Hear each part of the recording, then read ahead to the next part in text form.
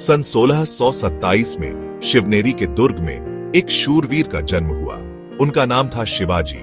उनके पिता शाहजी भोसले एक बहादुर सरदार थे। माता जीजाबाई एक धार्मिक और बुद्धिमान महिला थी। शिवाजी को बचपन से ही वीर रस की कहानियां सुनने को मिलती थी। रामायण, महाभारत और अन्य धार्मिक ग्रंथों ने उनके मन में देशभक्ति की भावना जगाई। शिवाजी ने अपने बचपन में ही तलवारबाजी, घुड़सवारी और मल्लयुद्ध सीखा। उनकी बुद्धि और साहस देखकर सभी हैरान होते थे। युवा अवस्था में आते आते शिवाजी ने मुगल सल्तनत के अत्याचारों को देखा।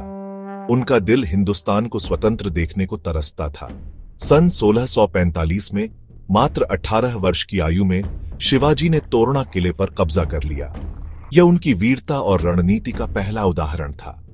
इसके बाद उन्होंने रायगढ़, कोंडाणा और पुरंदर जैसे महत्वपूर्ण किलों पर विजय प्राप्त की। शिवाजी की वीरता और रणनीति से दुश्मन थर थर कांपने लगे। शिवाजी ने सिर्फ युद्ध ही नहीं किया, बल्कि एक मजबूत और न्यायप्रिय राज्य की नींव भी रखी। उन्होंने रायगढ़ को अपनी राजधानी बनाया।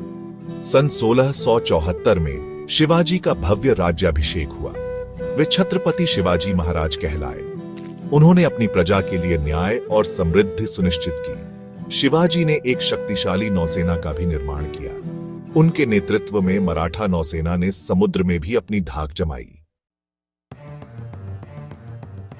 छत्रपति शिवाजी महाराज एक आदर्श शासक। शिवाजी एक कुशल योद्धा होने के साथ साथ एक आदर्श शासक भी थे।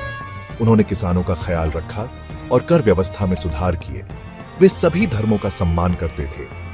उनके दरबार में कई मुस्लिम सरदार भी महत्वपूर्ण पदों पर नियुक्त थे। शिवाजी ने महिलाओं का सम्मान करना भी सिखाया। उन्होंने महिलाओं पर अत्याचार करने वालों को कड़ी सजा दी। 3 अप्रैल 1680 को छत्रपति शिवाजी महाराज का देहांत हो गया, लेकिन उनका नाम इतिहास में अमर हो गया। वे एक महान योद्धा, एक दूरदर्शी शासक और एक आदर्श इंसान थे।